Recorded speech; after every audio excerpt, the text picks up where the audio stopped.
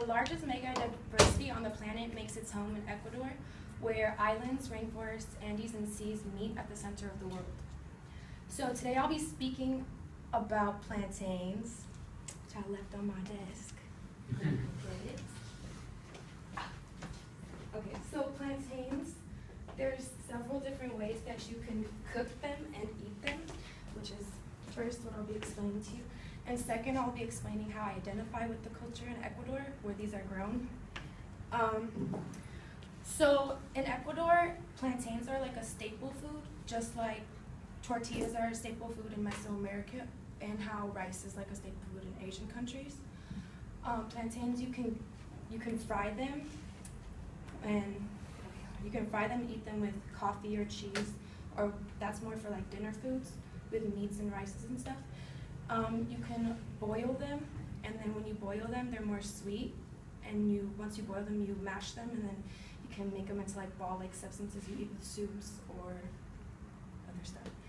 And then the one that I like the best, which is like more of a dessert or a breakfast, is you leave them to ripen more, and then once they're ripe, you bake them for like an hour, and then you cut them and fry them, and then they're really sweet, and they have like a better taste. Okay, and then, so you can eat them for breakfast, lunch, dinner, or dessert, and it's really common because they're grown in the coastal part of Ecuador, which is where all the trade comes in, and all the where their economy really flourishes.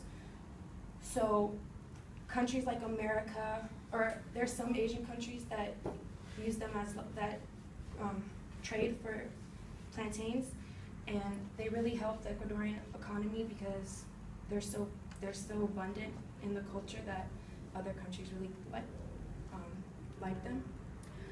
So now that I've explained to you what they are and how you can cook and eat them, I'll explain how I identify with the culture.